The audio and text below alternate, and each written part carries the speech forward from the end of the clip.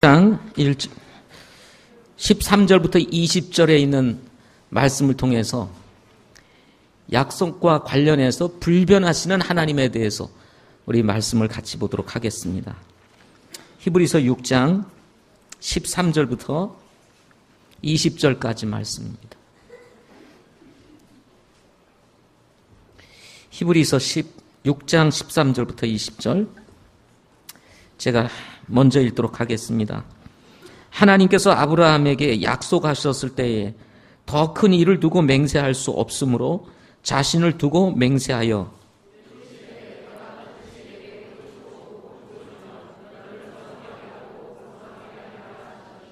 그가 이같이 끈기 있게 견딘 뒤에 그 약속하신 것을 얻었느니라.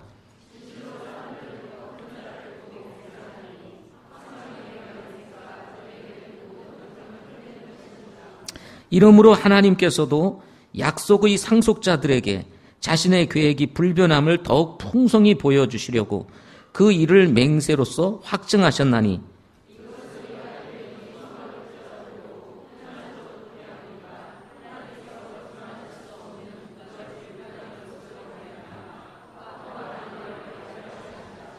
우리에게 있는 이 소망은 혼의 닷과 같아서 확실하고 굳건하여 휘장 안에 있는 것 속으로 들어가나니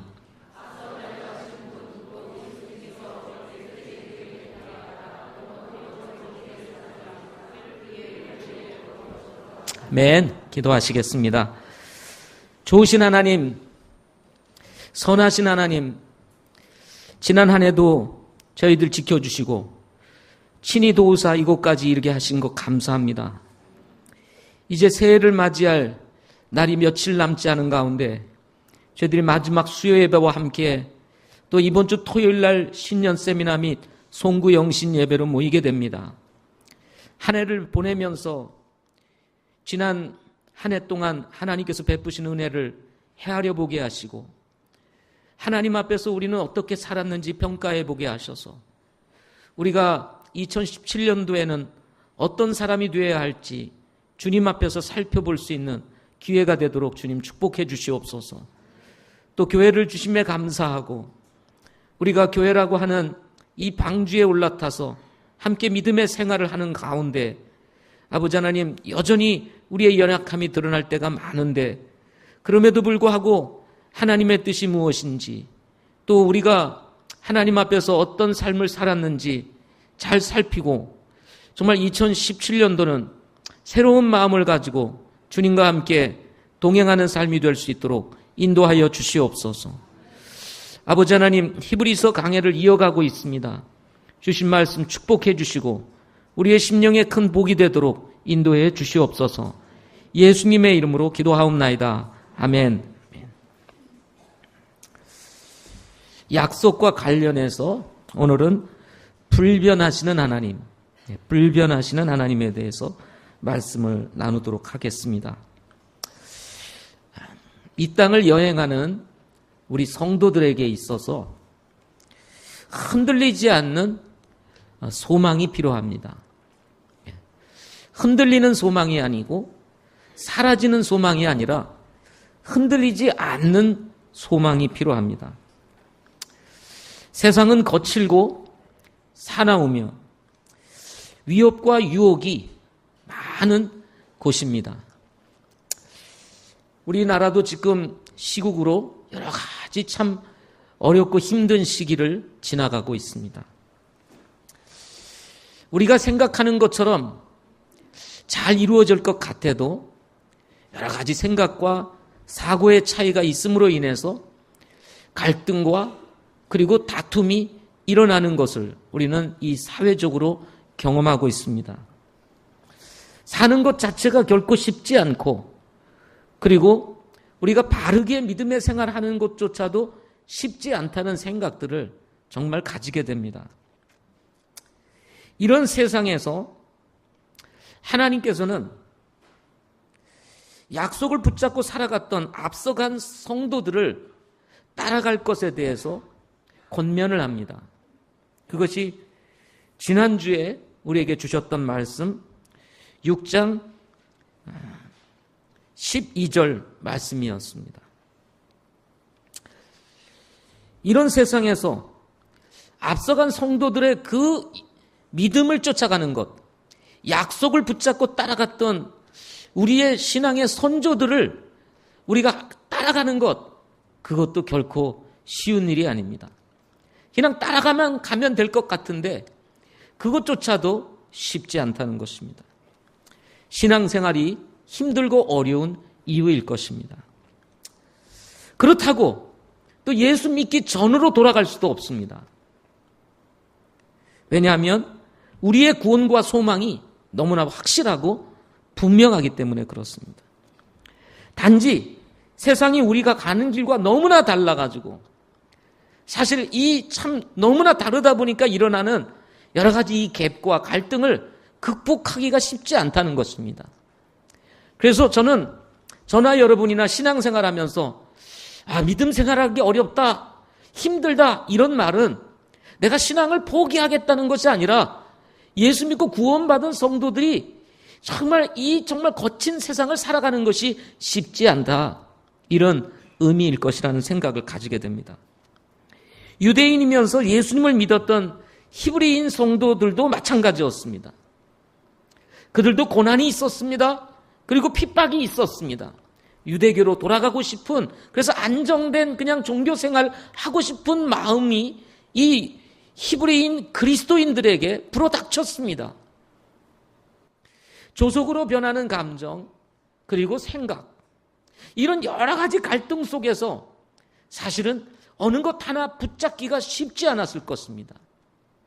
여러분도 신앙생활을 하다 보면 뭘 붙잡고 싶을 때가 있잖아요. 그런데 우리 모두 상담을 거쳐보면 우리 영적인 리더들이나 믿음의 사람들의 닭에 가서 우리의 어려움들을 얘기하면 다 원론적인 얘기들만 합니다. 그죠? 여러분이 알고 있는 결론, 그 얘기만 다 하는 거예요. 근데 그것이 정답임에도 불구하고 우리는 그런 얘기 듣고 싶지 않고 좀 다른 얘기, 그 하나님만 믿어라 이런 말 말고 뭔가 좀 얘기해 주고 우리의 마음을 좀 이렇게 간지러운 것들을 긁어줄 수 있는 뭔가 이런 걸 찾습니다. 근데 그런 걸 줄 수 있는 게 아닙니다. 그러다 보니까 알았어요. 우리 누구는 그럴 줄 알았어요. 그런 말 할 줄 알았어요. 그리고는 그냥 돌아서서 가는 경우들이 있다는 것입니다. 목사님 찾아가봐야 뻔하지 이 말 할 텐데. 예. 여러분, 그런 결론을 우리는 다 가지고 있다는 것입니다. 그런데요, 우리가 주님 떠나서 의지할 수 있는 것이 없습니다. 우리 자신도 의지할 수가 없습니다. 우리가 무엇을 붙잡을 수 있겠습니까? 주님 떠나서, 하나님의 말씀 떠나서 무엇을 붙잡을 수 있겠느냐는 거예요.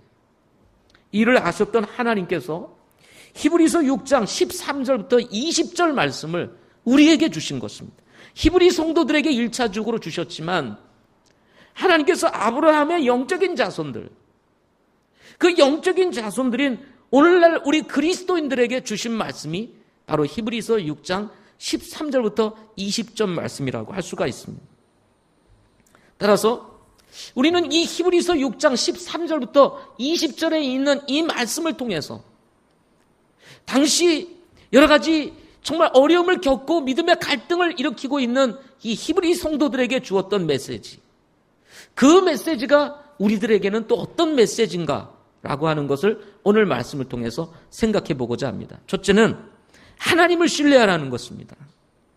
히브리서 기자는 하나님을 신뢰할 수 있는 분이라는 사실을 히브리인들의 조상이라고 할 수 있는 아브라함을 예로 들어서 설명을 하고 있습니다.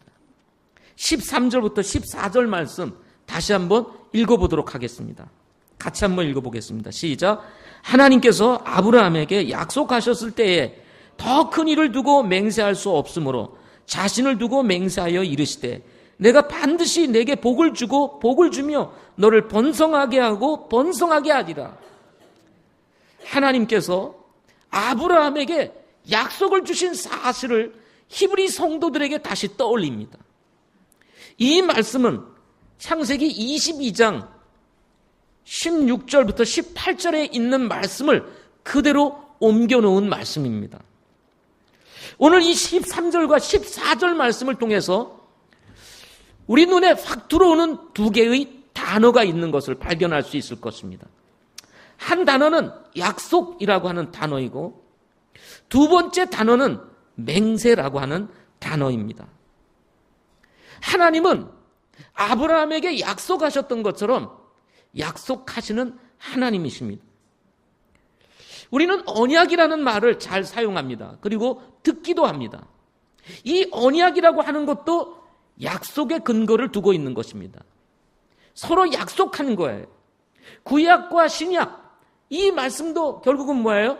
하나님께서 구약에 주신 약속, 그리고 신약은 이 신약 시대에 주신 약속, 하나님의 약속들로 가득 채워져 있는 것이 하나님의 말씀입니다.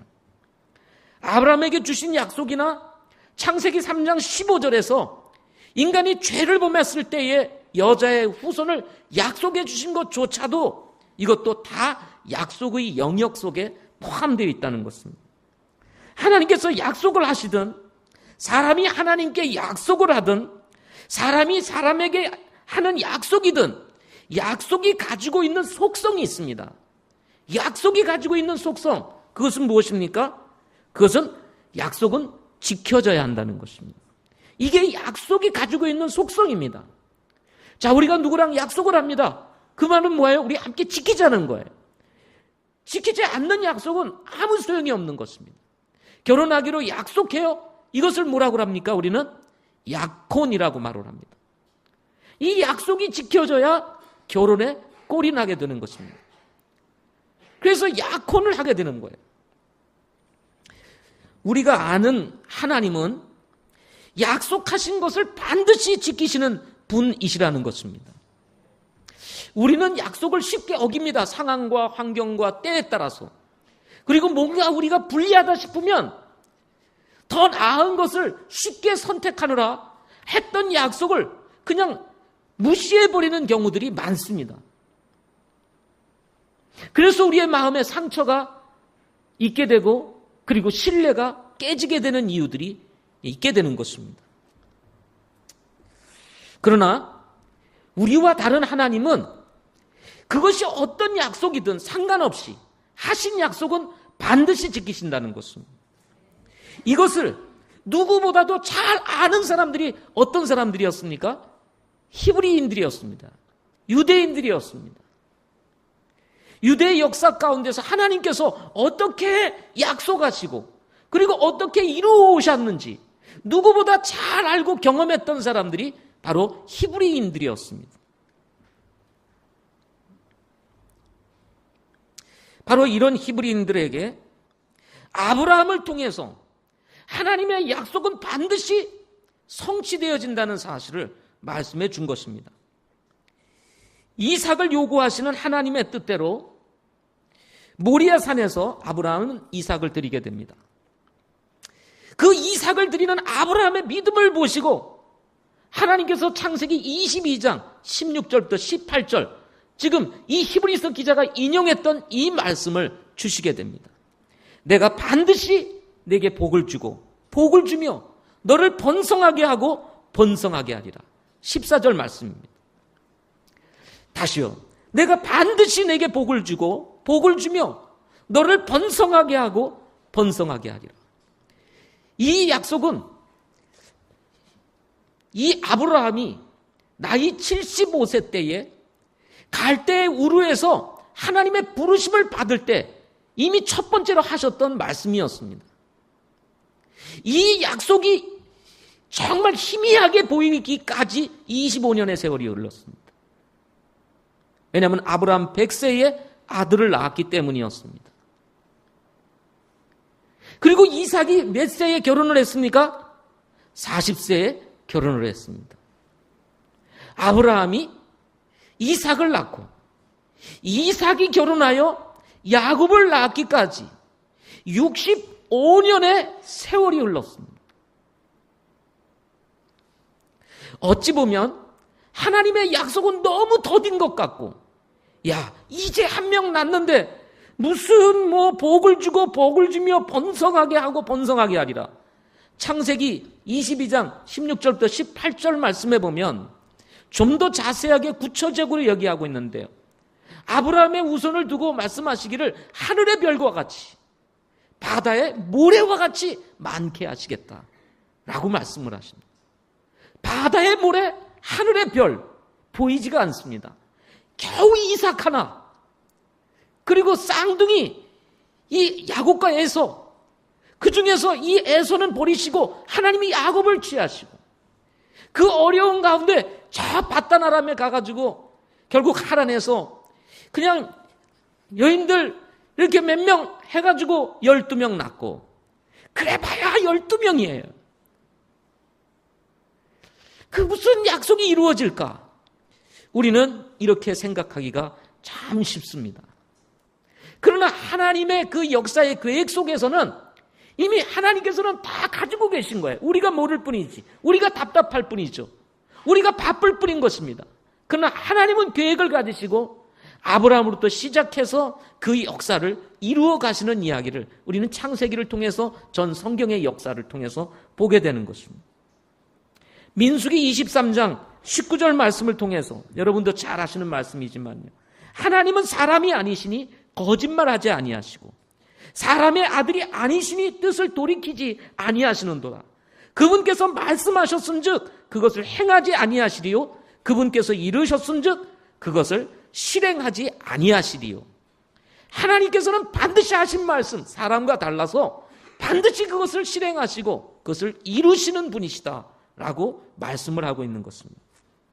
우리 본문에 있는 말씀 18절에 있는 말씀을 보게 되면 하나님께서는 거짓말 하실 수 없는 분이라고 못을 박으면서 하나님은 본질적으로 하신 약속을 어기거나 그것을 다르게 틀거나 하시는 분이 아니시라는 것을 말씀해 주고 있습니다.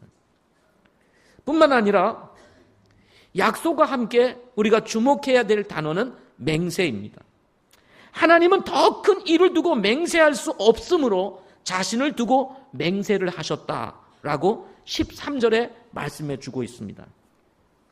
원래 이 맹세라고 하는 이 히브리어 오모센이라고 하는 이 단어는 성전의 뿔이나 제단과 같은 거룩한 대상들을 굳게 잡다라고 하는 뜻에서 왔다고 합니다. 과거 구약에 죄를 범하고 벌을 받아야 될 사람들이 성전에 가가지고 그 제단의 뿔을 잡거나 하게 되면 용서를 받게 되는 이런 일들이 있었습니다. 후에 이것이 맹세하다는 의미로 발전을 하게 되었다고 합니다. 그래서 맹세가 가지고 있는 기본적인 뜻은 뭐냐면 절대로 변하지 않겠다라고 하는 의미를 가지고 있다는 것입니다. 맹세가 가지고 있는 의미가 뭐라고요? 절대로 변하지 않겠다라고 하는 의미라는 것입니다. 16절에서 말씀하고 있는 것과 같이 사람들은 더 큰 자를 두고 맹세하는 습관을 가지고 있었습니다. 어떤 사건이나 문제를 두고 자신의 이 약속을 변하지 않을 것이라고 하는 것을 어떤 더 큰 자를, 큰 것을 가지고 또는 큰 일을 가지고 맹세를 했다, 이렇게 얘기를 합니다. 따라서 미국 법정에서는 항상 성경에 손을 얹고 맹세를 하게 합니다. 선서를 하게 합니다. 우리나라에서는 보통 사람들이 하늘을 두고 맹세한다, 아니면은 내가 이 약속 안 지키면 장을 지져라, 이러면서. 왜냐하면 장을 지지면 죽거든요. 그러니까 장을 지져라, 이런 얘기를 하면서 맹세를 합니다. 유대인들은 하나님을 맹세의 대상으로 늘 삼았다고 합니다. 그 이유는 하나님은 신실하시고 그리고 확실한 분이실 뿐만 아니라 아무도 도전할 수 없는 영적인 권위를 가지고 계시는 가장 큰 분이셨기 때문이었다는 것입니다. 그러나 하나님은 사람이 아니시기 때문에 하나님 외에 다른 어떤 것을 두고 맹세할 수가 없었습니다. 왜? 하나님 외에 또 다른 어떤 것이 없기 때문에 그렇습니다. 하나님은 스스로 계시는 분이십니다. 그분은 유일하신 분이십니다. 그래서 하나님은 자신 외에 큰 이가 없기에, 그래서 하나님은 스스로 자신을 두고 맹세하셨다라고 13절에 말씀하고 있는 것입니다. 자신 스스로를 두고 맹세하신 거예요. 창세기 22장 16절 말씀해 보면 이렇게 말씀합니다. 이르되 주가 말하노라 내가 나를 두고 맹세하노라. 내가 나를 두고 맹세하노라. 하나님이 자신을 두고 맹세한다 하고 아브라함에게 말씀하고 있는 거예요. 하나님께서 이렇게 자신을 담보로 하여 맹세의 언약을 아브라함에게 하셨던 것입니다. 여러분, 하나님 외에 믿을 만한 담보가 뭐가 있겠습니까? 산이 있겠습니까? 그야말로 부동산이겠습니까? 여러분, 부동산보다도 아니면 동산보다도 더 확실한 담보는 하나님이신 것입니다. 여러분, 지진이 한번 확 일고요, 그냥 천지개벽이 일어나면 산도 사라지고 갑자기 산이 올라오기도 하고 그렇습니다. 요즘은 천지개벽을 안 했는데도 한 몇 년 지나가면 갑자기 산이 없어져 버려요. 왜요? 다 파가가지고. 그러는 시대입니다. 그래서 요즘은요, 믿을 것이 없습니다. 그런데 이 세상은 변화도 변하지 아니하시는 분이 계십니다. 그분이 하나님이신 것입니다. 하늘과 땅은 없어지겠으나 내 말들은 없어지지 아니하리라. 이것은 무화과 나무 비유를 통해서 주셨던 말씀이십니다. 이 무화과 나무 비유를 통해서 여름이 오면 잎이 나듯이 때가 되면 반드시 주님이 오신다 이거예요. 그래서 그 앞에 24장 앞에 보면 주님이 다시 오실 때의 그 이 땅에서 일어날 징조들에 대해서 쫙 말씀하고 계십니다. 그 다양한 징조들, 주님이 오실 때 나타날 이 징조들에 대해서 반드시 주님이 하신 말씀들이 성취될 것이다, 이렇게 말씀하고 있는 내용 가운데에서 하늘과 땅은 없어져도 주님께서 하신 말씀, 이 말씀은 그대로 성취될 것이다 라는 의미로 이 말씀을 주셨던 것입니다. 계시록 22장 18절부터 19절 말씀에 보면 내가 이 책의 대언들의 말씀들을 듣는 모든 사람에게 증언하노니 만일 어떤 사람이 이것들에다 더하면 하나님께서 이 책에 기록된 재앙들을 그에게 더하실 것이요, 만일 어떤 사람이 이 대언의 책의 말씀들을 빼면 하나님께서 생명책과 거룩한 도시와 이 책에 기록된 것들로부터 그의 부분을 빼시리라, 이런 말씀을 주고 있습니다. 하나님의 말씀은 우리가 임의로 더할 수도 뺄 수도 없는 것이라고 말씀하고 있습니다. 1.1획도 하나님의 말씀을 우리가 뺄 수 있는 것도 아니고 더할 수 있는 것도 아니라는 것입니다. 하나님의 말씀은 우리가 정말 아주 소홀히 여길 만한 것이라 할지라도 그 말씀은 반드시 존재해야 되고 그 말씀은 이루어진다는 것입니다. 무슨 말입니까? 하나님은 신실하신 분이시라는 것입니다. 하나님은 성실하신 분이시라는 것입니다. 하나님은 우리가 믿을 수 있는 유일한 분이라는 사실을 지금 히브리 성도들에게 아브라함의 예를 통해서 말씀해 주고 있는 것입니다. 여러분, 히브리 성도들이 믿을 만한 하나님, 바로 우리가 믿을 수 있는 하나님이시라는 것입니다. 두 번째로는 하나님의 약속을 믿고 인내해야 한다 하는 것입니다. 하나님께서 아브라함에게 하늘의 별과 같이 바다의 모래와 같이 많은 자손을 주시겠다고 자신을 담보로 해서 약속을 하셨습니다. 그리고는 히브리서 6장 15절 말씀에 15절 말씀에 그가 이같이 끈기 있게 견딘 뒤에 그 약속하신 것을 얻었느니라 라고 말씀을 하고 있습니다. 다시요. 그가 이같이 끈기 있게 견딘 뒤에 그 약속하신 것을 얻었느니라. 약속은 하나님 편에서는 지켜야 하는 것이지만 아브라함 편에서는 얻어야 하는 것입니다. 여러분 그렇죠? 제가 여러분에게 어떤 약속을 했습니다. 그러면 저는 지켜야 됩니다. 그럼 여러분은 어떻게 됩니까? 약속을 받았으니까 그 약속을 얻어내야 되는 것이죠. 예. 그래서 약속은 함부로 하면 큰일 납니다. 하지도 못할, 지키지도 못할 약속을 함부로 했다가 큰 코 다치는 거죠.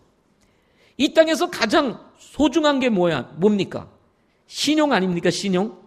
사람이요, 신용을 한번 잃어버리면 다음에 무슨 말을 해도 믿지를 않습니다. 예. 요게 몇 번 약속을 어겨보세요. 그러면 저 사람은 이런 사람, 절대 믿지 마, 또 어겨, 이렇게 얘기를 하게 돼 있는 것입니다. 예. 그래서 함부로 약속하지 마세요. 새해가 되면 약속 남발하기 쉽습니다. 예. 하나님 앞에서도 마찬가지예요. 예. 약속은 잘하는데 뒤돌아보면 여러분이나 저나 늘 부담스럽고 괴로운 게 뭐예요? 결심해놓고 이루지 못한 게 너무 많은 거예요.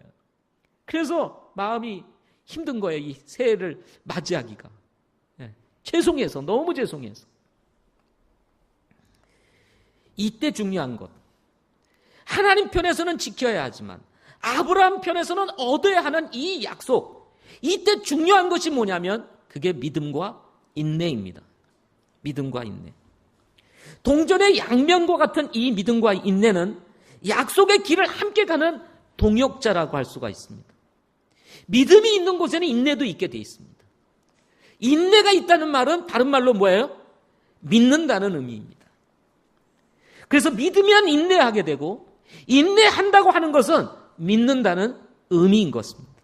예. 여러분, 고난이 찾아오고 불같은 시험이 찾아오고 그야말로 정말 이 목숨마저도 끊어질 수밖에 없는 그 순간에도 여러분, 우리가 신앙을 포기하지 않는다는 것은 무슨 말이에요? 내가 하나님을 믿는다는 거 아닙니까? 그 고난 속에서 그 힘든 것을 인내하면서 참고 견딘다는 게 뭐예요? 내가 하나님을 믿는다는 것입니다. 또 하나님을 믿기에 불같은 시련과 고난이 찾아오고 이 목숨마저도 위태로운 상황 속에서도 신앙을 포기하지 않는 것은, 그런 인내를 가지는 것은 바로 그런 믿음에서 오는 것이라는 것입니다. 끈기 있게 견딘 뒤에 라고 하는 이 헬라어 단어는 인내하다, 오래 참다, 오래 참아 기다린다, 이런 뜻을 가지고 있습니다. 자, 인내하다 또는 오래 참아 기다린다 라는 그런 뜻을 가지고 있습니다. 자, 인내한다, 오래 참아 기다린다 라고 하는 이 단어에는 어떤 의미가 담겨 있냐면 질긴 기질이라고 하는 의미가 함축되어 있다고 합니다. 뭐예요? 질긴 기질. 자, 포기할 만한데도 질기다. 사람이 참 저렇게 질기냐, 뭐 이런 말을 할 때가 있잖아요. 야, 사람이 참 목숨이 질기다, 뭐 이런 얘기도 하고. 예. 목숨이 금방 꺼질 것 같은데도 살아있는 거예요. 버티는 거예요. 이런 질긴 기질, 이런 것이 함축되어 있다고 말을 합니다. 다른 말로 얘기하면 진돗개처럼 한번 물면 놓지 않는 것입니다. 자기 몸이 상하든 어쩌다 한번 딱 물면 쓰러질 때까지 놓지 않는 거예요. 이렇게 인내는 우리가 생각하는 것보다 더 오래 기다려야 할 때도 있다는 것입니다. 우리가 생각하는 것보다 훨씬 더 오래 기다려야 될 때가 있어요. 그럼에도 불구하고 기다리는 것, 이게 인내입니다. 사람이라고 하는 것은 항상 내가 이 정도 고생하면 되겠지 라고 생각을 합니다. 이 정도 참으면 되겠지. 그래, 내가 여기까지는 참아보겠다. 근데 그때까지 참았는데도 안 될 때 어떻게 되죠? 이제 인내 끝. 그리고 폭발 시작. 뭐 이렇게 되는 거죠. 그러다 보니까 이제 참다 안 되는 것이 폭발을 하는 거예요. 분노로 폭발이 일어나는 겁니다. 그러니까 그때부터는 막 전쟁터가 되는 거죠. 그것이 개인적으로일 수 있고요. 자기 스스로 참지 못하는 내 자신에 대한 분노의 감정이 내 안에서 일어나는 거예요. 그러면 어떻게 되죠? 자기를 죽이는 겁니다. 자기를 죽이는 거예요. 그래서 자살하는 거예요, 사람이. 그게 안 되면 가정이 힘들어지겠죠. 또 주변 사람들이 힘들어지겠죠. 이런 일들이 벌어지게 되는 것입니다. 그러나 진정한 인내란 내가 생각하는 것보다 더 넘어서까지 인내를 요구할 때 기꺼이 그거를 받아들이는 것. 이것이 바로 진정한 인내라는 것입니다. 이같이라는 말이 나옵니다. 우리 15절에 보면 이같이 그가 이같이 끈기 있게 견딘 뒤에 라는 말이 나오는데 이같이라는 이 단어가 그것을 반증해 주고 있습니다. 이같이가 뭐예요? 아브라함 같이. 네.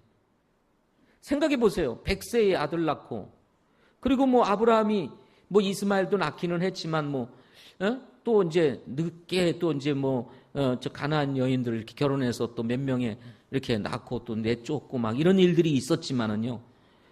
그 사람들하고는 상관이 없는 사람이 되고 결국 하나님께서 약속하신 후손 한 명 남겨놓고 세상 떠났어요. 그죠? 그러나 이 아브라함은 한 명 속에 숨겨져 있는 수많은 하나님의 약속, 그 자손들을 보고 있었다는 것입니다. 당장 성취되지 않아도 체념하지 않고 믿음으로 큰 인내심을 가지고 기다리는 것, 이것이 바로 인내인 것입니다. 이렇게 되면 약속하신 것을 얻게 된다는 것입니다. 모든 것에는 전도서에 보면 시기와 때가 있다고 했습니다. 그죠? 기다림이 좋을 것이라는 것입니다. 우리가 기다려야 되는 이유이고요. 기다리면 반드시 이런 때가 온다는 것입니다.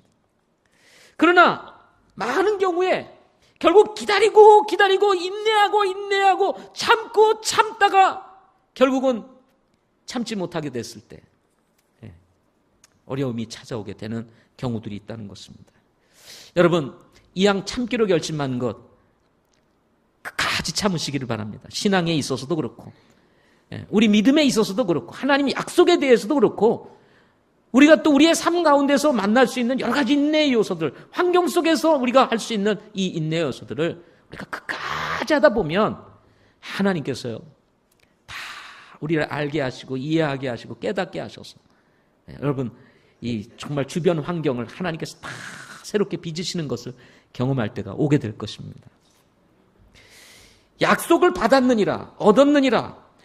여기 받았다는 단어는 얻다, 도달하다 이런 뜻을 가지고 있습니다. 얻다, 도달하다. 약속을 얻었다는 말은 드디어 거기에 이르렀다는 얘기입니다. 도달했다라고 하는 의미를 가지고 있습니다. 반드시 그날이 올 것이라는 것입니다. 그래서 약속을 믿는 사람은 당장 눈에 보이는 것보다도 믿음으로 그것이 이루어진 것을 받아들이는 것입니다. 믿음은 바라는 것들의 실체라. 그죠? 보이지 않는 것들의 증거다라고 말씀하셨던 것처럼 그것을 미리 바라보는 거예요. 그것을 실제로 믿는 것입니다. 그렇기 때문에 이삭으로 인해서 실망하지 아니하고 이삭 속에 숨겨진 하나님의 그 엄청난 약속을 바라보면서 기뻐하는 거예요. 아브라함, 이삭, 야곱 12명, 그리고 70명, 그리고 이집트를 탈출할 때 최소한 300만, 그리고 구약시대를 거쳐 신약시대로 이루어지면서 단순히 그냥 혈육적인 자손뿐만 아니라 하나님께서 이스라엘 자손들 쫓아보지 못했던 영적인 아브라함의 후손들이 헤아릴 수 없이 이 땅에 지금 널리 퍼져 있다는 사실인 것입니다. 여러분과 저는 아브라함의 영적인 후손들 아닙니까? 그렇죠? 하나님의 약속은 성취되었습니다. 하나님의 약속은 이루어졌습니다. 성취하시는 하나님이신 것입니다. 디모데후서 2장 13절에 보면 우리가 믿지 아니하여도 그분은 항상 신실하시니 자신을 부인할 수 없느니라 그랬습니다. 우리가 믿지 않아도 하나님은 신실하신 분이에요. 여러분이 믿으나 안 믿으나 상관없습니다. 여러분이 안 믿는다고 하나님 신실하심이 사라집니까? 하나님께서 하신 약속을 하나님께서 포기하십니까? 버리십니까? 폐기하십니까? 아니에요. 하나님의 약속은 반드시 이루어집니다. 내가 아니면 다른 사람을 통해서라도 하나님은 하신 말씀을 반드시 이루시는 분이에요. 그래서 우리가 믿지 아니하여도 그분은 항상 신실하시니 자신을 부인할 수 없는 분이시다. 야고보서 1장 17절에 보면 모든 좋은 선물과 모든 완전한 선물은 위에서부터 오며 빛들의 아버지로부터 내려오거니와 그분께는 변함도 없고 회전하는 그림자도 없느니라. 우리는 얼마나 변화가 많아요. 우리는 돌면 그냥 회전하는 그림자가 같이 돕니다. 그러나 그분에게는 변함도 없고 회전하는 그림자도 없다. 이사야서 55장 10절부터 11절 말씀해 보면 비와 눈이 하늘에서 내려와 거기로 되돌아가지 아니하고 땅을 적셔서 땅이 열매를 맺게 하고 짝을 내게 하여 씨 맺는 자에게 씨를 주고 먹는 자에게 빵을 주게 하는 것 같이 내 입에서 나아가는 내 말도 그러하여 그것이 헛되이 내게로 되돌아오지 아니하고 내가 기뻐하는 것을 이루며 내가 그 말을 보내어 이루게 하려는 일에서 형통하리니 라고 말씀하고 있습니다. 비와 눈이 내려서 결국 이 땅을 적셔서 열매를 맺게 한 같이 우리 하나님의 입에서 나오는 말씀도 그러하겠다 이렇게 말씀해 주고 있는 것입니다. 여러분, 헛되이 내게로 되돌아오지 아니하시는 하나님의 말씀 반드시 이루어지게 된다는 것을 믿으시기 바랍니다. 히브리서 6장 16절 17절 오늘 본문에서도 하나님의 약속은 반드시 성취되어지고 인내하게 되면 얻게 될 것이라는 것을 말씀해 주고 있습니다. 16절 17절 같이 읽겠습니다. 시작.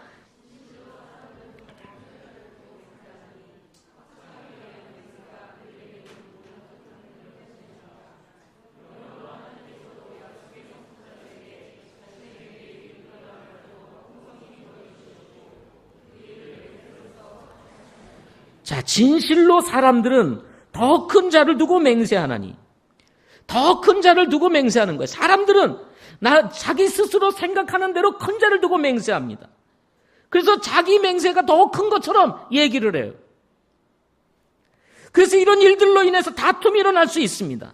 그러나 모든 다툼을 끝내는 것이니라 라고 말을 한 것은 진짜 큰 자가 누구예요? 하나님이시기 때문에 그렇습니다. 다른 말로 얘기하면 하나님께서 약속하신 이 약속은 반드시 이루어지고 그분은 최고의 권위를 가지고 계신 분이기 때문에 무슨 이런 어떤 무슨 뭐 이렇게 뭐 큰 자로 맹세한 것 이런 것으로 인해서 다툼이 일어날 일이 없다는 것입니다. 이러므로 하나님께서 약속의 상속자들에게 자신의 계획이 불변함을 변하지 않는다는 것입니다.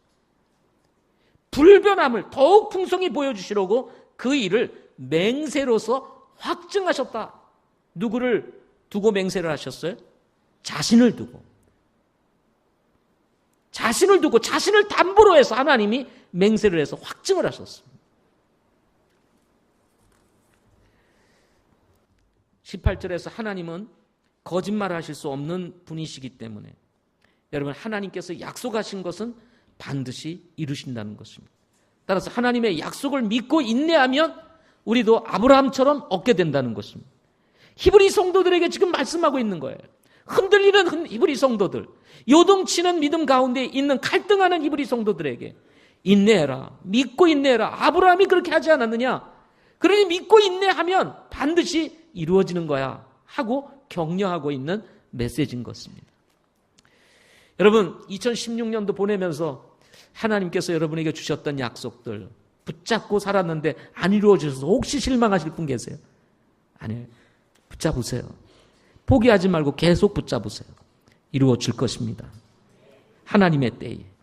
마지막 세 번째는 하나님의 약속은 우리의 확실한 소망이다 하는 것입니다. 자, 불변하시는 하나님의 약속. 불변하는 하나님의 말씀. 불변하시는 하나님. 그것은 바로 우리의 소망이다. 하나님은 자신을 담보로 하고 있는 이 약속과 맹세는 성도들의 소망의 근거가 되는 것입니다. 하나님은 최고의 권위를 가지고 계시는 분이시며 불변하시는 분이시기 때문입니다. 고난과 핍박 속에서도 용기를 가지고 약속을 인내로서 얻어내는 믿음을 가질 수 있었던 아브라함, 그 아브라함은 무엇이 있었기 때문에 가능했습니까? 바로 확실한 소망이 있었기 때문에 가능했다는 것입니다. 이러한 소망을 본문에서는 혼의 닷과 같다라고 이렇게 표현을 하고 있습니다. 혼의 닷과 같다. 우리 19절 같이 읽어보겠습니다. 시작. 우리에게 있는 이 소망은 혼의 닷과 같아서 확실하고 굳건하여 휘장 안에 있는 것 속으로 들어가나니 라고 말씀하고 있습니다. 혼의 닷과 같다. 흔들리지 않는다는 것입니다. 세상은 바다와 같이 요동치고 있습니다.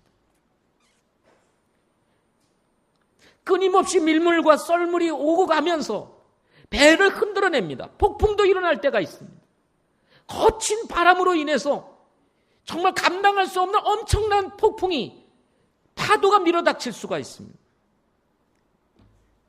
그러나 닻은 흔들리는 배를 떠내려가지 아니하도록 견고하게 붙잡아주는 역할을 하는 것이 바로 닻입니다. 이렇게 우리의 소망은 크리스찬 항해자들에게는 없어서는 안 되는 혼의 닻이다, 이런 말인 것입니다. 그 혼의 닻의 원천은 바로 소망의 원천은 예수 그리스도이신 것입니다. 영혼의 덫과 같은 소망은 세 가지 특징을 갖습니다. 자, 19절에 그 세 가지 특징을 얘기해 주고 있어요. 첫째는 튼튼하다는 것입니다. 고대 헬라 시인 호모 이후에 나타나는 이 형용사는 어떤 의미로 사용되냐면 움직일 수 없는, 확고부동한, 요동하지 않는, 믿을 만한, 안전한 등의 의미로 사용되었다고 합니다.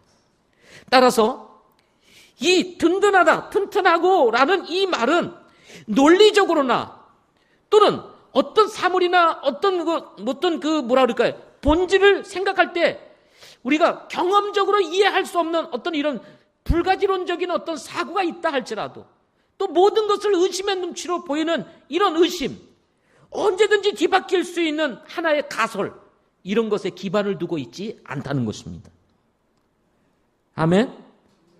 확실하다는 거예요. 확실하다는 것입니다.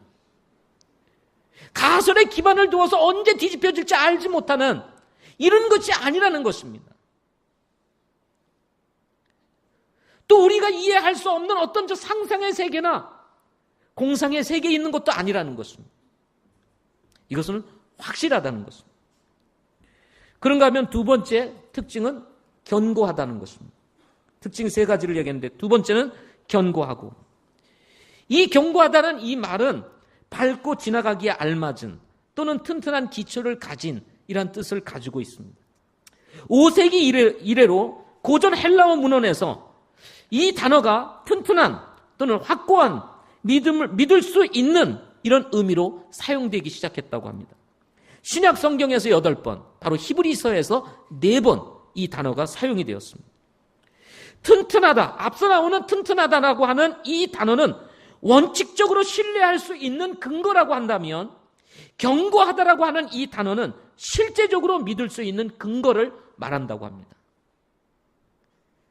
닷은 배가 원하는 곳에 정박할 수 있다는 믿음을 주지만, 항상 닷을 내리면 원하는 곳에 정박할 수 있다는 믿음을 주잖아요, 닷은. 그렇지만 그것이 갑판에서 물속으로 내려지기 전에는 실제로 배를 견고하게 붙들어 주지는 못한다는 것입니다. 따라서 닷이라고 하는 이 지식, 그리고 이것이 실제로 내려져서 이 배를 견고하게 붙들어 주는 것, 이것이 가치 또는 튼튼하다, 견고하다라는 의미를 가지고 있다는 것입니다. 우리가 신앙생활 속에서도 이 두 가지 사이에서 우리도 어려움을 겪을 때가 많은 것 같습니다. 닷을 내리면 배가 요동하지 않는다고 하는 분명한 지식은 가지고 있는데 실제 상황에서는 닷을 내리지 않는 거예요. 그래서 배가 움직이는 것입니다. 우리의 삶이 움직이고 우리의 이 인생이 흔들리고 우리의 신앙이 흔들리게 되는 이유가 어디에 있느냐? 알고는 있는데 그것을 실천하지 않는 거예요. 근데 진정한 소망은 지식에만 머물러 있는 것이 아니라 이렇게 견고하게 내려지는 것을 의미한다는 것입니다. 지금 우리에게 필요한 것은 아는 것보다 실제로 혼의 닷을 내리는 소망을 우리가 소유해야 한다는 것입니다. 세 번째 특징은 휘장 안으로 들어가게 한다 하는 것입니다. 자, 19절 말씀에서 굳건하여 휘장 안에 있는 것 속으로 들어가나니 라고 이렇게 말씀하고 있습니다. 이것을 좀 더 여러분에게 쉽게 이해를 시켜드리면 소망이 휘장 안에 있는 곳 속으로 들어간다, 이런 의미입니다. 다시요. 소망이 휘장 안에 있는 곳 속으로 들어간다라고 하는 의미입니다. 그러면 성도들은 어떻게 합니까? 그 소망을 따라서 들어가게 되는 것입니다. 이게 문법적으로 그렇게 되어 있습니다. 성도들이 직접 들어갈 수 있는 것이 아닙니다. 소망이신 예수 그리스도를 따라서 들어가는 거예요. 약속의 근거는 예수 그리스도이기 때문에 그렇습니다. 이 소망은 땅을 향하는 것이 아니라 보통의 닻은 다 바다로 내려집니다. 그죠? 배의 닻은 바다 속으로 내려집니다. 그러나 영혼의 닻은 하늘을 향하고 있다는 거예요. 하늘을 향하고. 휘장한 지성소는 예수님의 구속 사역을 통해서 열어놓으셨습니다.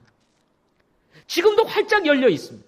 예수 그리스도를 통해서 누구든지 바로 이 휘장 안으로 들어갈 수 있는 하나님의 은혜가 우리에게 주어져 있습니다. 그리고는 예수님이 먼저 그곳에 들어가 계십니다.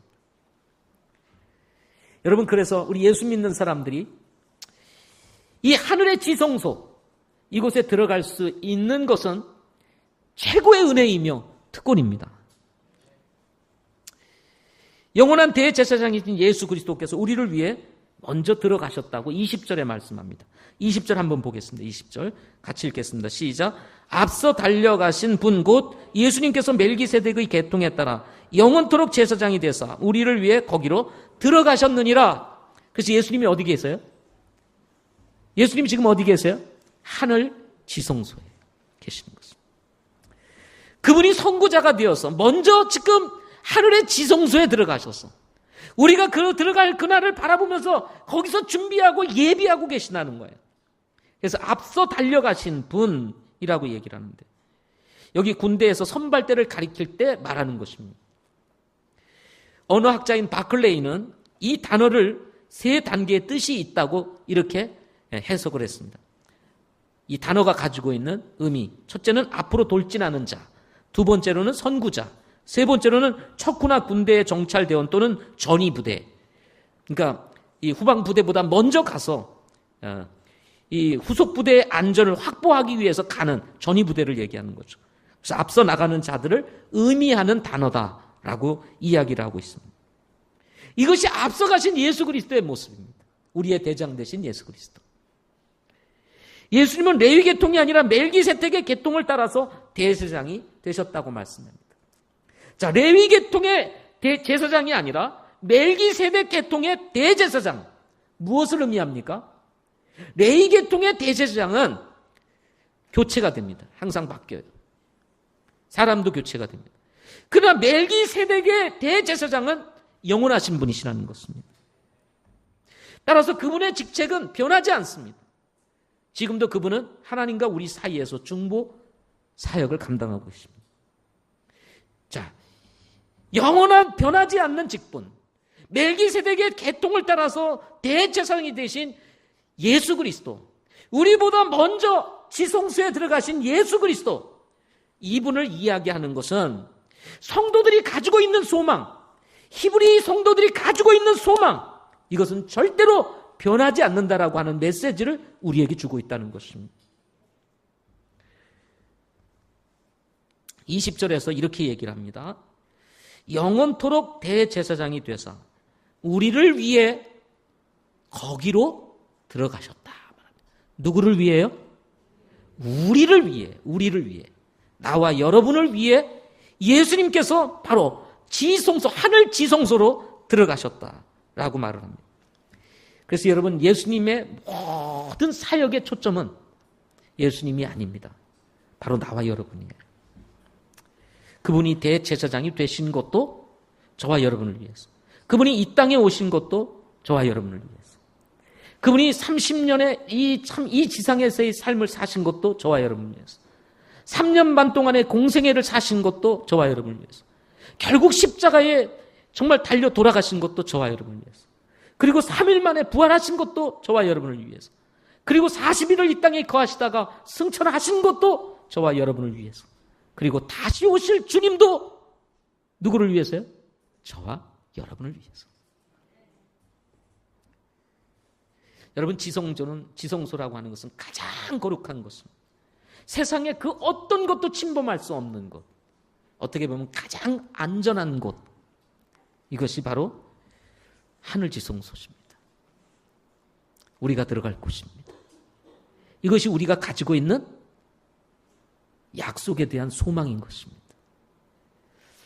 여러분, 뭐 궁전에 살아도 그게 다 허물어지고,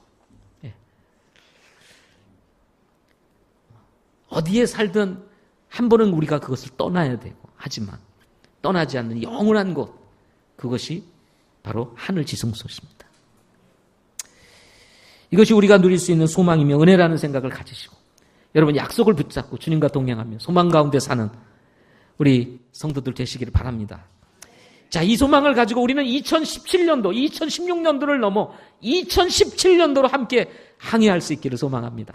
네. 절망이 아닙니다. 실망이 아닙니다. 포기가 아니라 이 약속을 붙잡고 주님 오실 때를 바라보면서 소망 가지고 함께 항해하는 저와 여러분 되시길 바랍니다. 여러분은 모두 어디에 탔어요? 큰 빛배에 올라탔습니다. 주님의 몸된 교회인 이 교회에 올라타서 우리는 주님과 함께 항해를 하고 있는 것입니다. 힘내시기 바랍니다. 기도하겠습니다.